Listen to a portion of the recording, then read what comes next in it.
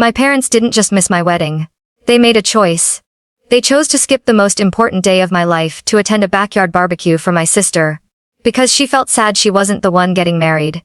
I didn't speak to them for 3 years after that day. I blocked their numbers. I moved cities. I healed. So, imagine my surprise when my mother, the woman who left my side of the aisle empty, showed up at my front door yesterday. She wasn't there to apologize. She was there because my golden child sister is in trouble, and apparently, the price of their forgiveness is exactly $50,000. Here is exactly what I told them. To understand why I slammed the door in her face, you have to understand the dynamic. I'm the oldest, the independent one. My sister Bella is 3 years younger and the definition of a golden child. If I got an A, it was expected. If Bella got a C, we went out for ice cream to cheer her up. If I wanted a bike, I got a paper route. If Bella wanted a bike, she got the newest model because she's too sensitive to handle disappointment. By the time I met my husband Mark, I was used to being the background character in my own family. But Mark, he was the first person to put me first. When we got engaged, my parents were lukewarm. Bella, of course, made a scene, crying that she was falling behind in life. The wedding planning was a nightmare, but we made it to the big day. The ceremony was set for 4 p.m. At 2:30 p.m. I got a text from my mom. Not a call, a text. It read, "Honey, we're so sorry. Bella is having a severe panic attack about being single.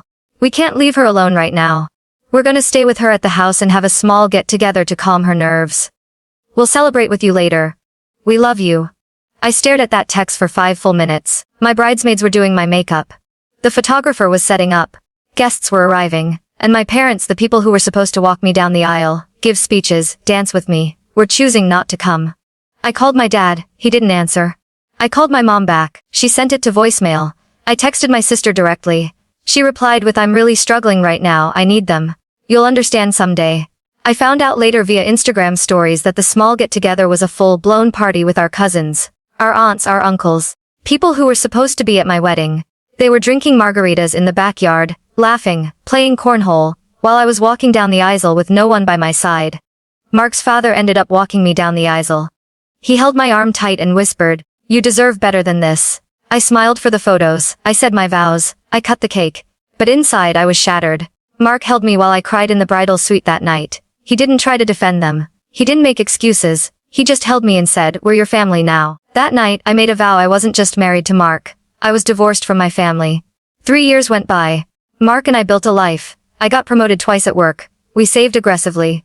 We bought our dream house, a beautiful 3-bedroom with a backyard and a garden I planted myself. We were happy. Genuinely, completely happy. I heard snippets about my family from distant relatives. Bella had gotten married to a guy she knew for 2 months. The wedding was lavish. My parents paid for everything. $25,000 for a single day. She divorced him 3 months later.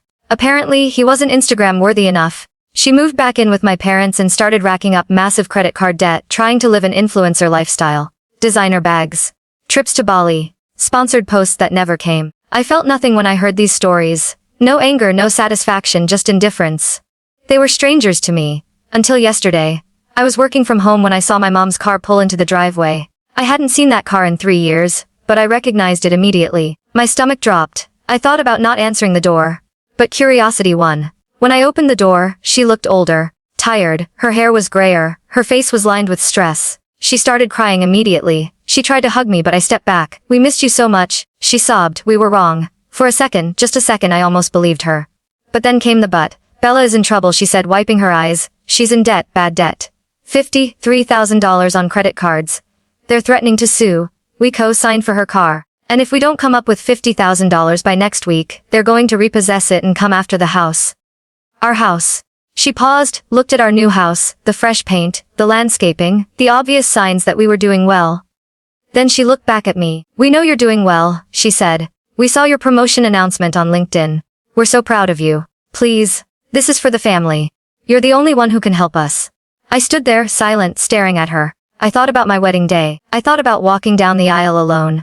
I thought about the Instagram stories. The margaritas. The laughter. The cornhole game. I thought about 3 years of silence. 3 years of holidays I spent with Mark's family. 3 years of birthdays they didn't acknowledge. 3 years of building a life they knew nothing about. I smiled. "Mom, I'd love to help." Her face lit up.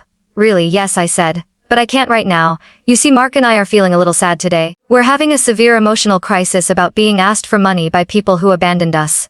So we're going to stay home and have a small get-together to calm our nerves. We'll celebrate with you later. The color drained from her face. She knew. She knew exactly what I was quoting. You're punishing us, she whispered. No, I said. I'm just prioritizing my mental health. You taught me that, remember? Bella needed you more than I did on my wedding day. Well, I need my peace more than you need my money today. She started crying harder. Sarah, please. We made a mistake, we know that. But this is different. This is serious. Bella could lose everything. I shook my head. Bella has lost nothing. She still has you. She still has Dad. She still has a roof over her head. What did I have on my wedding day? What did I have when you chose a barbecue over me? She reached for my hand. I pulled it back. We were wrong, she said again, desperately. We'll do anything to make it right. Just please help us. This is your sister. I looked at her one more time.